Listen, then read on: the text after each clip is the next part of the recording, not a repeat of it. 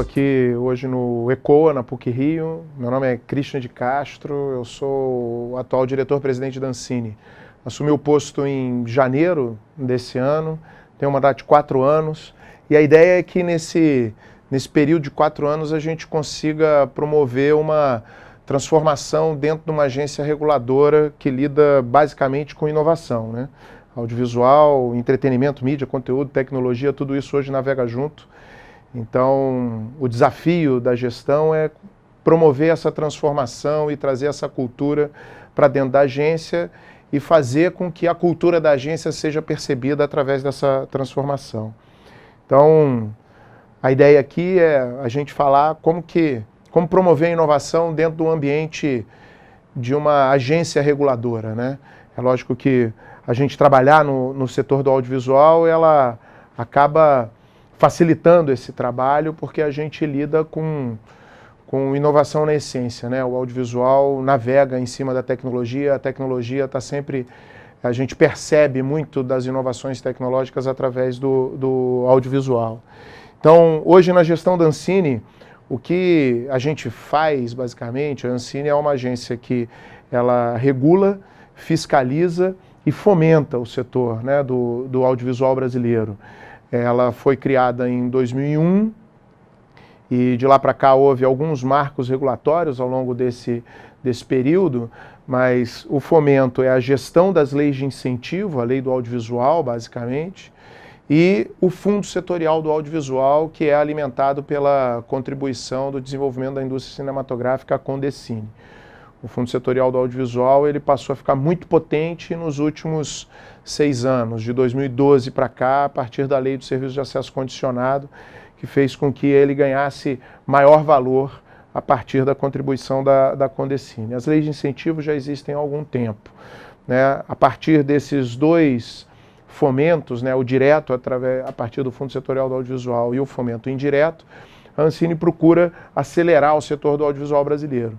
Mas a atividade de regulação e fiscalização é por onde a gente passa a conhecer e direcionar por onde que o audiovisual ele pode crescer nos seus mais diferentes elos da cadeia de valor do audiovisual. Então, através das diferentes áreas da Ancine, a gente analisa dados, a gente avalia os resultados das políticas de fomento e regulação, a gente tem uma superintendência de registro, onde todas as empresas e produtos e players do setor registram as suas atividades com a agência.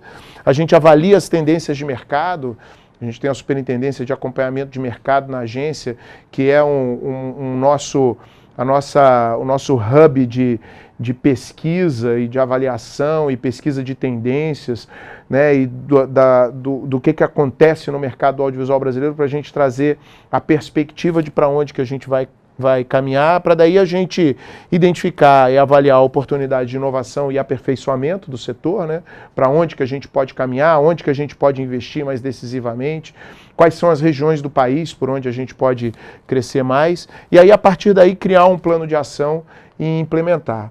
Né? O mercado audiovisual brasileiro, uma visão muito rápida a partir de números aqui de 2016, a gente vê que ele cresce consistentemente, exceto mercado de TV aberta e televisão paga. Isso é meio que um consenso hoje, né? A partir das múltiplas telas, a entrada do mercado de vídeo sob demanda, a internet, o mercado de games entrando de uma maneira muito forte, o mercado de TV aberta e TV paga no mundo inteiro vem caindo. No Brasil, TV paga, ele cresceu muito, né, a partir de 2012, a gente tinha mais ou menos 3 milhões de assinantes em 2011, 2010, 2011, hoje a gente tem 17, 18 milhões de assinantes, mas, obviamente, com a internet, a possibilidade da gente assistir os conteúdos nas mais diferentes telas, a TV paga ela acabou parando, diminuindo o seu crescimento por enquanto, né? A TV aberta ela vem perdendo espaço. Então o cinema ele continua crescendo em termos de faturamento, a gente cresce o número de telas no Brasil, cresce a oferta de filmes, então o cinema ele continua crescendo, ele é resiliente contra a tecnologia, né, por conta da força do conteúdo e também a tecnologia embarcada no conteúdo que traz a galera para o cinema, né? O vídeo sob demanda cresce, né? Isso é dado. E o mercado de games é o mercado que mais explode no mundo recentemente. Em termos de faturamento no mundo, ele é muito maior do que todos os outros que são os comparáveis, né? Até porque ele é possível de ser navegado nas mais diferentes telas. E assim, a plataforma hoje que é a que mais gera fidelidade dentro do seu consumidor é o Twitch, né? Que foi comprado aí pela Amazon, e a plataforma de game, compartilhamento e tal. Então, o audiovisual nas salas de cinema, né? O Brasil, ele teve uma queda muito... Depois de um pico de salas de cinema ali no meados da década de 70, 3.200 salas, a gente teve uma queda muito grande em número de salas de cinema, né? Então, esse é o mercado tradicional, né, de exibição de sala de cinema e por onde a Ancine começou. Então, a gente tem ali o pico, política da Embrafilme na década de 70, e daí, meados da década de 90, acaba a Embrafilme, tem uma descontinuidade completa aí na política do audiovisual brasileiro, e isso faz com que o número de salas de cinema diminua, o número de produções, né, de filmes brasileiros diminua.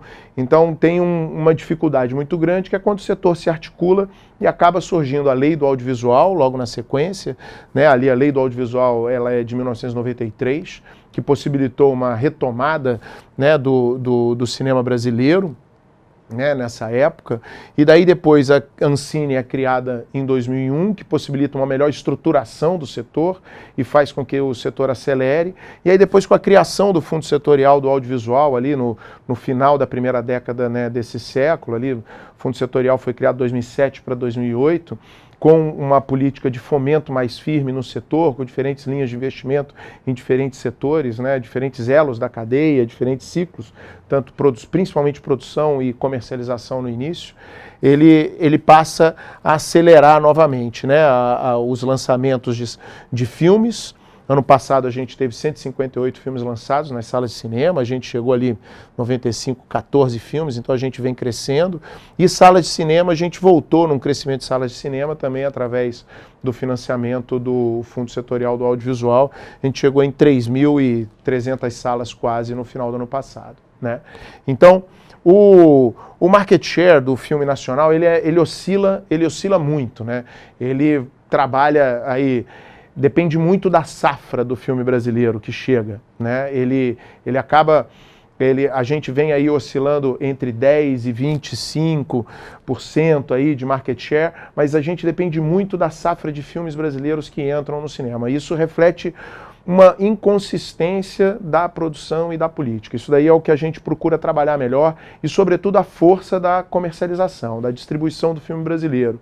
A gente produz muito, a gente vê que a produção cresce, mas a gente não tem uma pegada consistente. Quando vem um filme forte como Tropa de Elite, ou quando vem uma série de comédias que performam bem, comunicam com o público, o público brasileiro reage. Mas quando a gente não tem uma sequência de filmes fortes que consigam comunicar bem com o público, esse market share ele não reage de maneira tão firme. Isso a gente consegue identificar que é um reflexo de uma pouca variação do gênero do cinema brasileiro. Se a gente for olhar no cinema brasileiro hoje nas telas, o que a gente tem muito são as comédias.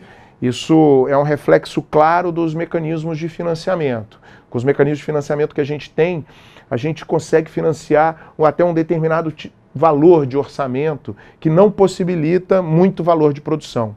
Então, né, o produtor brasileiro, para produzir de uma forma mais consistente e rápida, investe em roteiro e elenco, mas isso acaba dando uma limitada. Roteiro e elenco, a gente caminha para filmes mais de arte, que funcionam muito bem no circuito artístico e no mercado internacional, nesse art house film, né, internacional, performance muito boa em festivais e tal, e aqui no Brasil a comédia. Então, diversidade de gênero, como thrillers de ação, policial, suspense, terror, essa ficção científica de mais curto prazo, estilo Black Mirror, isso a gente não consegue ter porque os mecanismos de financiamento não alcançam. Isso a gente identificou e a partir desse ano no Fundo Setorial a gente começa a aumentar. Então, para tentar ganhar uma diversidade maior de gênero, tanto fora do mercado externo como no mercado interno e vender mais, né? Com relação à TV paga e o vídeo sob demanda, a gente cresce muito, né, a participação, né, como eu falei, o número de assinantes de TV paga cresce violentamente a partir de 2011. A gente chega a bater 20 milhões, cai um pouco, por conta da entrada da Lei 12.485, que é a chamada Lei da TV paga, a Lei do acesso condicionado, aonde promoveu duas mudanças no ambiente de TV por assinatura. O primeiro possibilitou que as empresas de telefonia entrassem nesse setor e atuassem como distribuidores também, além das distribuidoras tradicionais de TV por assinatura. Então a gente passou a ver aí Claro TV, Vivo TV, que passaram a distribuir num valor mais acessível e pacotes diferenciados. Então promoveu uma entrada muito grande de assinantes no mercado. Em paralelo a isso, a gente foi estabelecida uma cota para produção brasileira independente nos canais que a gente chama dos qualificados, que tem produção diferenciada, né, que produzem obras de ficção. Então, num horário nobre, entre 18 horas e meia-noite, todos esses canais ditos qualificados, de acordo com a definição, eles são obrigados a exibir 3 horas e meia de conteúdo brasileiro independente nessa hora. Então, num mercado que explodiu, né, em número de assinantes, aumentou também a demanda por conteúdo nacional. Então, houve uma demanda muito grande por conteúdo nacional, isso fez toda a cadeia de valor do cinema, da produção independente, audiovisual independente brasileiro, crescer de uma maneira muito forte nesses últimos 6 anos, a partir de 2012. Essa entrada das empresas de telefonia no setor, né, no mercado de TV, no mercado do audiovisual brasileiro regulado, também promoveu um aumento do recolhimento da Condecine, da contribuição para o desenvolvimento da indústria cinematográfica. Então, aumentou o valor do fundo setorial. Então, aumentou a demanda, por um lado, e aumentou o valor a ser investido do outro. Então, isso promoveu um crescimento, uma estrutura maior das empresas, das produtoras, que tiveram que se estruturar na marra para lidar num ambiente complexo, de demanda complexa, diferentes tipos de produto, para diferentes tipos de público, diferentes graus de sofisticação, né, dos públicos. Então, trabalhar com audiovisual num ambiente mais diverso, diferente do cinema, onde é um processo mais artesanal, né, no Brasil, que tem uma barreira, e um mercado que tem uma barreira de entrada muito grande, apesar das 3.200 salas. 3.200 salas significa uma sala de cinema para 65 mil habitantes no Brasil. No México, são 6 mil salas de cinema, mais ou menos com a mesma população. Então, se a gente dobra o número de salas de cinema, a gente chega no México. A Argentina, ou seja, o México tem uma sala de cinema para 28 mil habitantes. A Argentina tem uma sala de cinema para 40 mil habitantes. Então, se a gente aumenta 50% do nosso número de salas de cinema, a gente chega na Argentina. Então, isso mostra como que a barreira de entrada na sala de cinema é muito grande no Brasil. Então, quando você aumenta a demanda na televisão e você bota mais dinheiro, cresceu esse mercado. As empresas passaram a se estruturar. E não só as produtoras, mas também as distribuidoras de conteúdo, as empresas de exibição que cresceram, a cadeia de valor associada a isso, as empresas de tecnologia associadas ao audiovisual, porque daí você passa a ter uma estrutura maior para produzir. Então hoje a gente tem o vídeo sob demanda crescendo no Brasil, a TV por assinatura cresceu bastante, chegou num ponto, estabilizou, mas continua demandando bastante conteúdo, e a gente consegue cumprir hoje, o conteúdo brasileiro comunica muito bem com o público brasileiro. Existe uma demanda e a produção brasileira é de alta qualidade. Então hoje a gente consegue entregar, e existe uma demanda, superior ao que se exige na cota, né? Na dita cota. Então, o outro mercado, né, que é muito importante dentro desse cenário do audiovisual, é o mercado de games, né? Hoje, segundo as nossas avaliações ali na Ancine, o Fundo Setorial do Audiovisual ele começou a investir no setor de games, em desenvolvimento de games, há 3 anos. Né? O Fundo Setorial já teve 2 editais de investimento em games, né, em desenvolvimento, ano passado, ano retrasado, e a gente fez uma pesquisa muito grande antes de entrar, a Ancine fez uma pesquisa grande antes de entrar, e hoje a gente vem acompanhando de uma maneira muito próxima o mercado de games, né?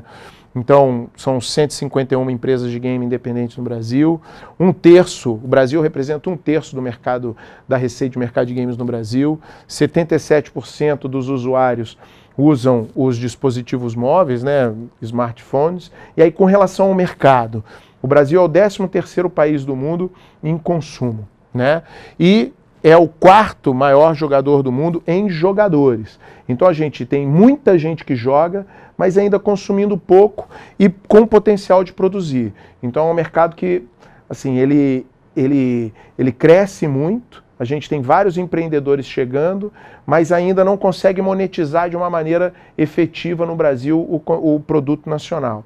Então, na Ancine, a partir desse ano, o Fundo Setorial do Audiovisual, a gente aumentou o valor a ser investido no mercado de games, que a gente vê que o mercado de games ele promove essa interação de maneira muito evidente entre tecnologia e o audiovisual.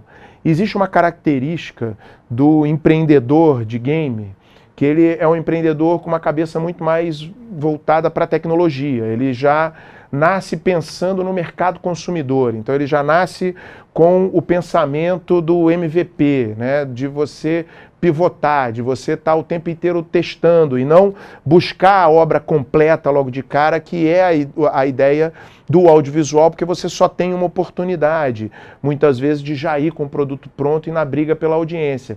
Então é uma outra forma de pensar mais adequada à realidade de hoje e ao consumo de hoje. Então você trazer esse empreendedor de game para dentro dessa lógica do audiovisual, e aí é uma visão pessoal minha, e isso, vamos lá, não é tão simples da gente chegar e lidar dentro de um ambiente que, vamos lá, ele tem uma história, né, que é o ambiente do audiovisual, do cinema e tal. Eu acredito realmente que isso é uma oportunidade da gente contaminar positivamente com esse vírus, né, de poder trabalhar, de ousar, de trazer a tecnologia e do go-to-market, né, dar olhada sempre para dentro do mercado e quem que vai consumir esse produto. E, obviamente, é complementar, né? O game hoje, e dentro de um pensamento da construção de universos, né, e do transmídia storytelling, e de como que as diferentes plataformas elas se conectam, né?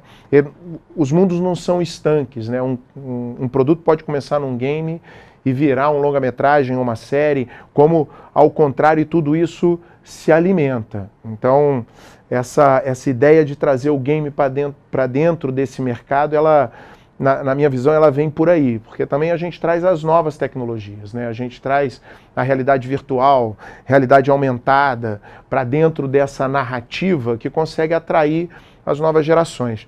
Isso, eu tenho uma filha, hoje tem 13 anos, acompanho a forma dela consumir, e mesmo meu filho, que hoje já tem 21, que é a forma deles consumirem e qual é o drive que faz com que eles se conectem com o conteúdo e sejam fidelizados, ele acontece por aí. O Twitch eu conheci através do meu filho.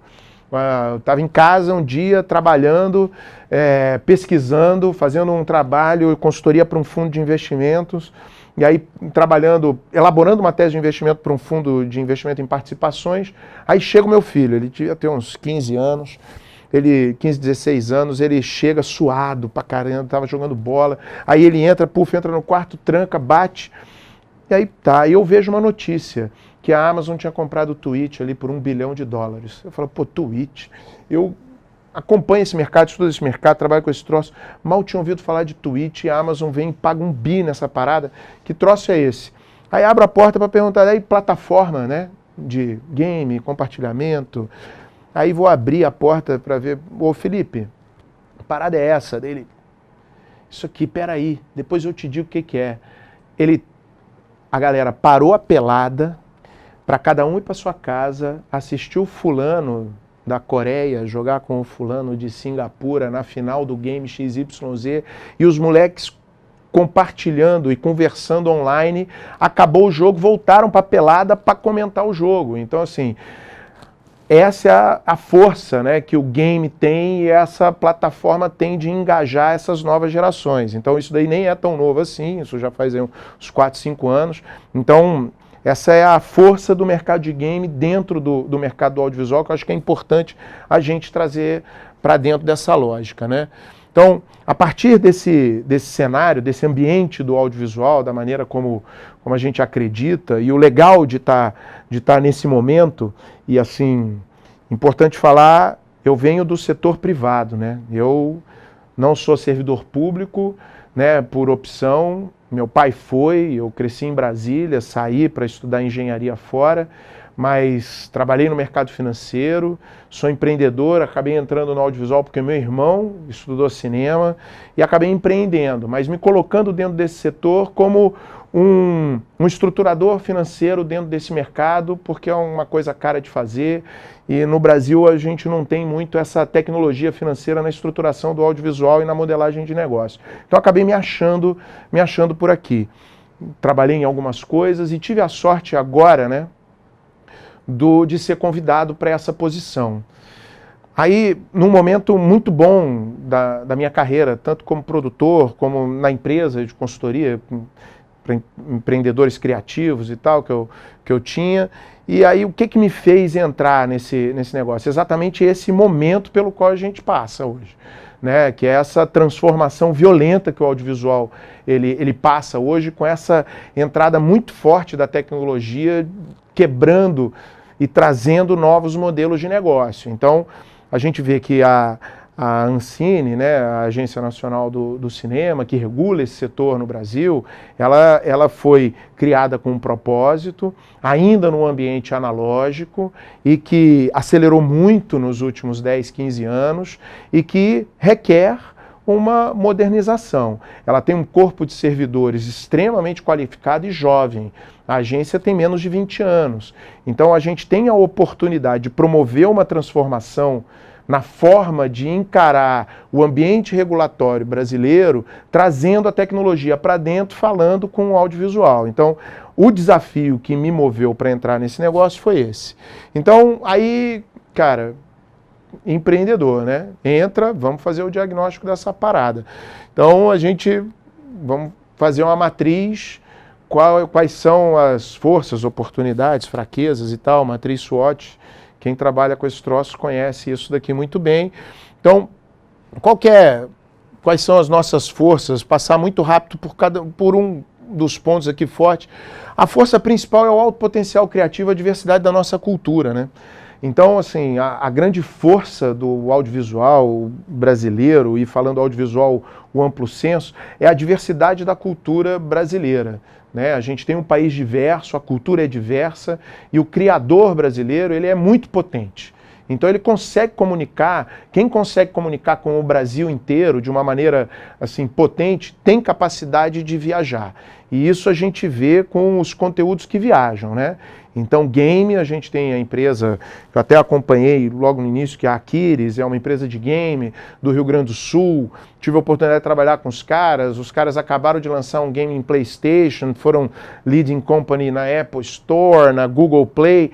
Os caras são muito, muito bons e conseguiram comunicar internacionalmente. A animação brasileira viaja, né? As séries de animação brasileiras feitas, elas são líderes de audiência, tanto no Cartoon como na Discovery, já vendem para mais de 100 países, então são muito fortes, né? Comunicam de uma maneira muito, muito forte, tanto dentro como fora do Brasil. Então, sem falar, cinema, quando pega mesmo, tanto dentro como fora, e aí naquelas duas categorias. E hoje a gente tem o Netflix produzindo no Brasil. Bom, Negócio, que é uma série da HBO, é uma série que funciona muito internacionalmente, é uma das mais assistidas e das mais requisitadas. E no caso do Netflix, a gente tem o 3%, que é a série não americana das 3 mais vistas e demandadas do mundo. Então, o conteúdo brasileiro ele é potente em todas as suas características, né? Aí a oportunidade, essa grande demanda. A gente tem um mercado interno enorme, a gente tem uma população jovem, extremamente conectada e que consome tudo em todas as plataformas. A partir do momento que a gente consegue funcionar internamente, como eu falei, tem essa diversidade, a capacidade de viajar é muito grande, né? Bom, fraqueza. A gente tem uma burocracia grande, as coisas demoram para funcionar, esse é o problema do Estado brasileiro, né? Demora muito tempo para se levantar dinheiro no Brasil para projetos de audiovisual, porque falta essa cultura do investimento. Então, por isso que trazer a tecnologia para dentro desse jogo muda um pouco essa lógica, né? O foco no resultado, na modelagem de negócio, sem esquecer a criatividade e o potencial do criador aqui dentro. Então, a gente tem uma desigualdade aqui nos diferentes elos da cadeia, você tem a exibição forte, a distribuição é capitalizada, a produção ainda é muito desigual no Brasil, você tem pouca oportunidade de entrada, você tem pouca, por incrível que pareça, há pouca diversidade, né, de gênero e raça atrás das câmeras. Na frente das câmeras é evidente, mas atrás das câmeras também a gente procura mitigar isso. Então a gente tem vários problemas, mas para mim a grande ameaça que a gente tem é a extrema dependência que o audiovisual brasileiro tem do financiamento do Estado. Né, praticamente 100% do que financia o audiovisual brasileiro, tanto produção para TV como para o cinema, é o fomento direto e o fomento indireto, sabe? É o Fundo Setorial do Audiovisual e as leis de incentivo.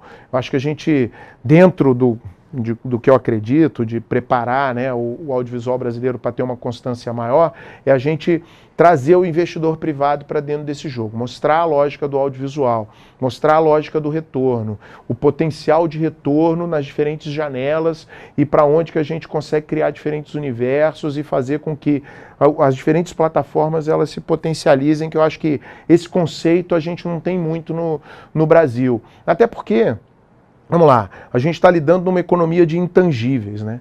Então, quando a gente traz para essa coisa na economia de intangíveis, e o próprio nome já diz, é difícil de pegar, né? E é associado à infraestrutura, ou seja, é um negócio difícil de pegar e que demora para burro para acontecer. Então, cara, é um derivativão, né? É um derivativo grande, quem conhece mercado financeiro é uma opção de prêmio muito alto.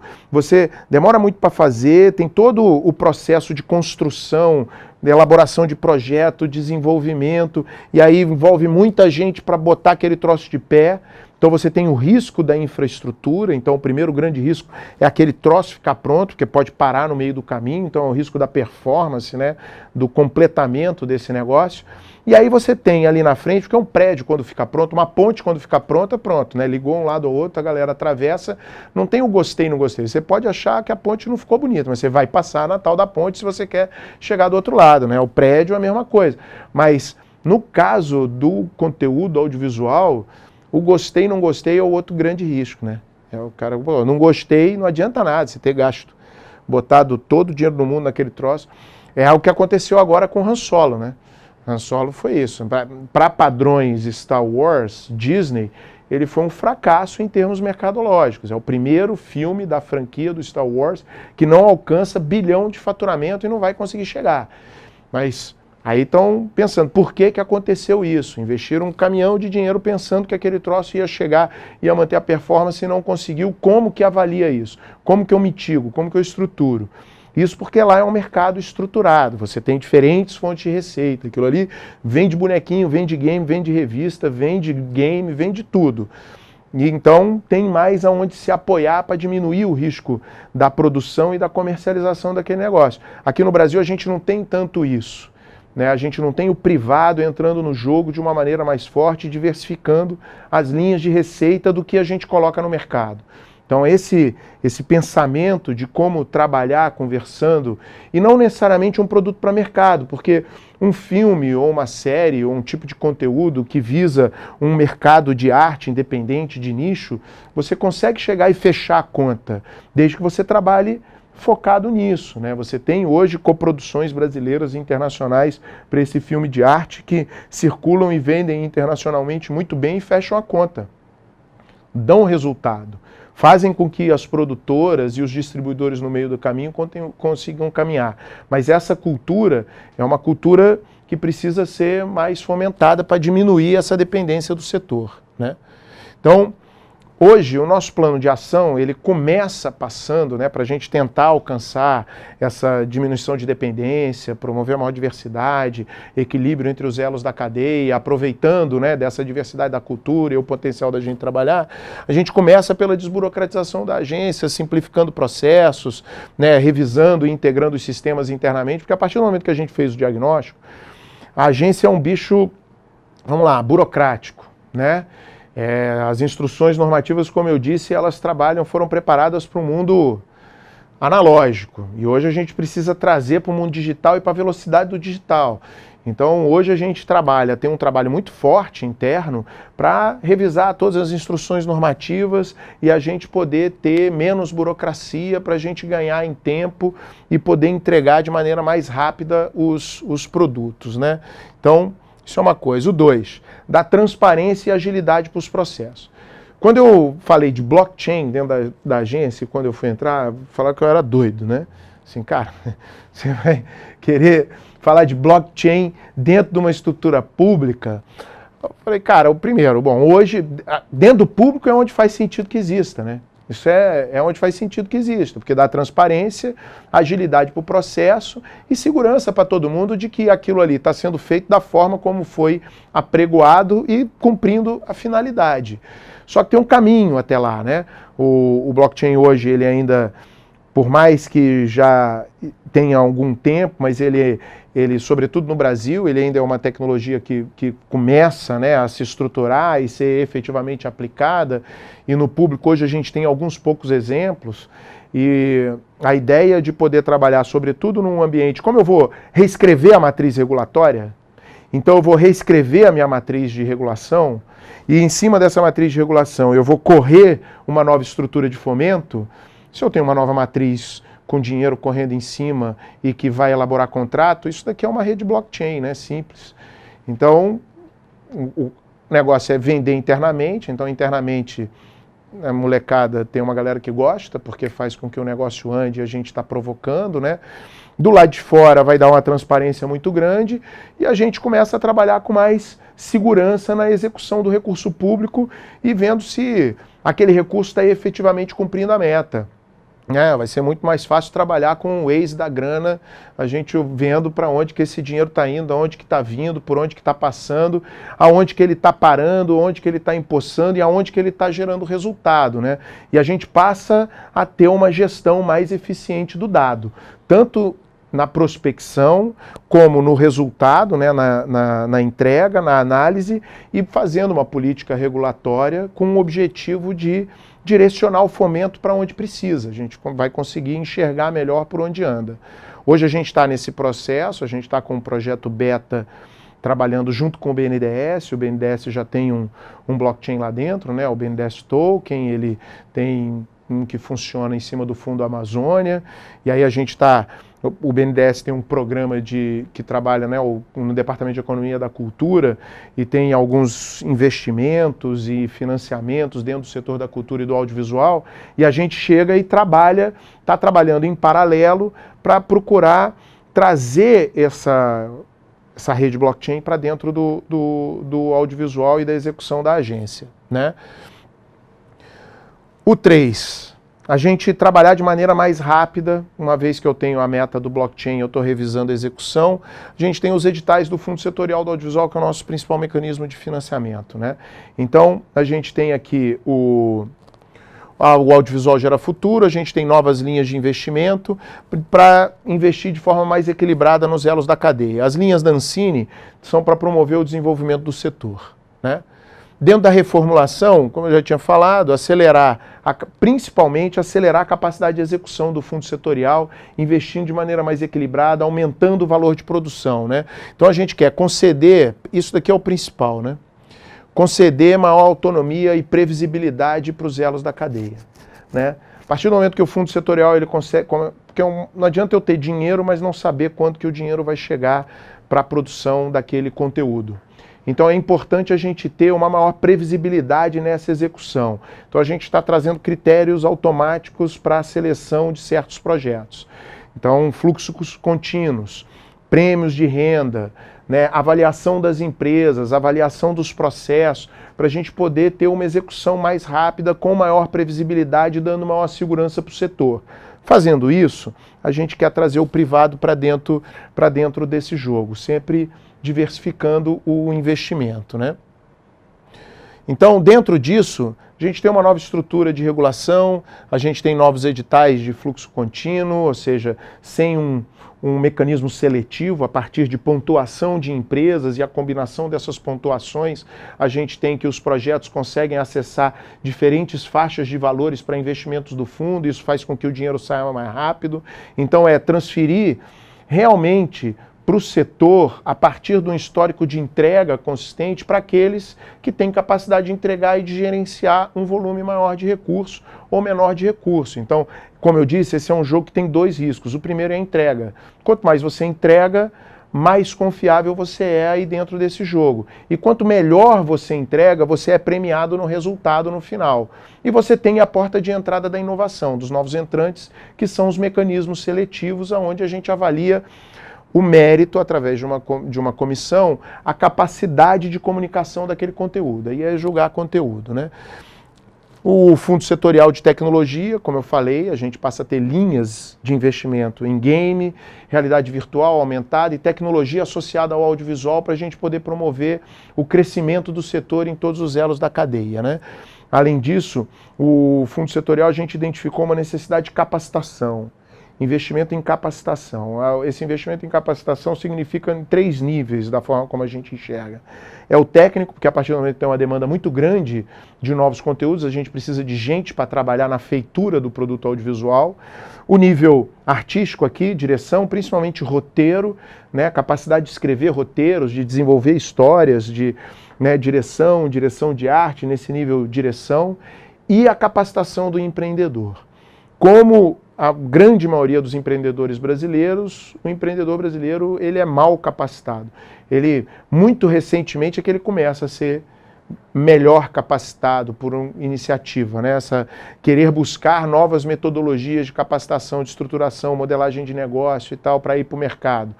E, historicamente, o empreendedor brasileiro não é capacitado. Quando a gente vem para a economia criativa, então, aí é mais complicado ainda. Por isso, trazer um empreendedor de tecnologia para dentro, que daí consegue equilibrar esse jogo. Mas a gente vê que precisa dessa capacitação nesses 3 níveis e agora a gente vai ter recursos para investir nisso, né? Então, a gente, com essas transformações, a gente quer aumentar a participação do conteúdo brasileiro, né, na bilheteria dos filmes. Aí é aquilo que eu falei, aumentando o valor de produção deles. A partir do momento que eu dou previsibilidade, em curto tempo para investir, para realizar, eu tenho possibilidade de trazer um investidor privado para dentro e aí tendo filmes com capacidade de competir dentro do Brasil com os gringos e fora do Brasil com os gringos nesse nível cinema independente de alto valor, de médio valor, vamos dizer assim. Um filme como A Forma da Água, do Guilherme Del Toro, que ganhou tudo, é um filme de 19 milhões de dólares. Com a forma como a gente está querendo, né, colocar aqui o financiamento do audiovisual e com os acordos de coprodução que a gente consegue estruturar e estimulando o investimento de diferentes fontes de recursos, tanto de dentro como de fora do Brasil, a gente passa a ter condição de conseguir produzir filmes nesse valor, né? E séries de TV capazes de competir também com valores de produção adequados com o internacional. Então, esse é o objetivo, a gente dá uma força maior, né? Então, tudo isso para a gente chegar aqui nesse novo ambiente, que é o vídeo sob demanda, que ainda não está regulado. Nesse momento a gente está trabalhando na regulação do vídeo sob demanda no Brasil. A gente está ali no Conselho Superior de Cinema, que é presidido pelo Ministro da Cultura, e a Ancine faz parte, eu sou o representante da agência no Conselho. A gente está num momento de estruturação da regulação do vídeo sob demanda no Brasil, né? Então, a base para a busca da promoção da segurança regulatória e jurídica, que hoje não está ajustado, por isso que a gente não tem diferentes players. A gente tem basicamente um player dominante, né, que joga muito forte esse trabalho no vídeo sob demanda. Os outros players entram de maneira muito tímida ainda no Brasil, que precisa crescer. Então, através dessa legislação, é estimular o desenvolvimento competitivo e da qualidade dos projetos. A gente passou por uma articulação de todos os elos da cadeia para chegar com a proposta que foi aprovada na terça-feira, promovendo a pluralidade, garantindo a presença do conteúdo brasileiro ali dentro, com o objetivo de gerar emprego, renda, valor, porque esse nosso mercado é um dos mais intensivos em geração de emprego, renda, valor, percentual do PIB, todos os números por onde a gente olha, apesar da gente não ter dentro da Ancine a consistência desses números, diferentes, né, setores que fazem esse tipo de pesquisa, a Firjan tem um número e o IBGE tem um número, a economia do audiovisual corresponde a quase 0,5% do PIB, isso é mais do que têxtil e farmacêutico em composição do PIB hoje, né? Então, o mercado de games, a gente, como eu falei, tem um edital aí, a gente vai ter editais somando 35 milhões, e agora não só para desenvolvimento, mas também produção, distribuição e também investimento em empresas. A gente, ao longo do segundo semestre, no âmbito do comitê gestor do Fundo Setorial do Audiovisual, que é o comitê de investimentos do fundo, né, trazendo para a linguagem do privado, que define ali as linhas de investimento, como que a gente vai investir, quais são os critérios de investimento nesse mercado, mas até o final do ano a gente vai lançar essas linhas de investimento. Dentro da tese de investimento em tecnologia, a gente tem uma parte do fundo setorial que investe em tecnologia, em infraestrutura tecnológica, mas aí não é investimento, é crédito, são linhas de financiamento a baixo custo, que pegam todos os elos da cadeia, com o objetivo, sobretudo, de implementar inovação tecnológica dentro do setor a taxa muito baixa, tá? Então, ao longo desse segundo semestre, a gente vai soltar a regulamentação dessas linhas de investimento para investir em empresas de base tecnológica que atuem na infraestrutura tecnológica do audiovisual, né? E aí, como eu disse, previsibilidade, trazer o investidor privado. Eu acho que no final desses 4 anos que eu tenho aí de mandato na agência, é a gente terminar se para cada real que o Estado brasileiro coloca através de fomento direto e indireto dentro da economia do audiovisual, a gente conseguir trazer mais R$1 de investidor privado, nacional ou internacional para dentro desse jogo, a gente já dobra o tamanho desse mercado e a potência, a nossa capacidade de alcançar ele, mas isso só com previsibilidade. E aí é aquilo, capacitação. A gente vai ter R$17 milhões dentro do Fundo Setorial do Audiovisual para capacitação nos 3 níveis, né? E principalmente, e aí isso é um desejo meu, né, particular, e que a gente vem conversando com todos os elos da cadeia e com os diferentes players do setor, que é focar nessa capacitação do empreendedor brasileiro criativo, tanto fazendo com que a gente crie diferentes formas de capacitá-los, trazendo gente de fora, levando para fora, promovendo a integração dentro do Brasil com os diferentes players e as diferentes instituições, como a PUC-Rio, para a gente poder capacitar melhor o empreendedor criativo brasileiro para conseguir navegar e conjugar melhor tecnologia, audiovisual e negócio, para a gente fazer com que esse mercado cresça, e isso a gente consegue, eu acho que com as novas gerações aí que vem chegando. Acho que falei demais, né? Muito discurso, o negócio é ver isso na prática. Foram 5 meses até agora de trabalho, muito intenso, com uma equipe do cacete, assim, talvez já tenha uma experiência grande no setor privado, mas dentro das equipes com as quais eu trabalhei ao longo desse tempo, a que tem me dado o maior prazer de trabalhar tem sido essa equipe dentro da Ancine, que é uma garotada com muita vontade, muito bem capacitada e que tem a percepção exata do momento que a gente está vivendo e a transformação que a gente pode fazer, não só na agência, né? De fazer com que essa cultura da Agência Nacional de Cinema e os seus servidores e essa visão mais moderna de encarar o servir, né, o Estado e a sociedade brasileira, mas também, por consequência, ao setor do audiovisual do Brasil. Obrigado, PUC. Vamos nessa.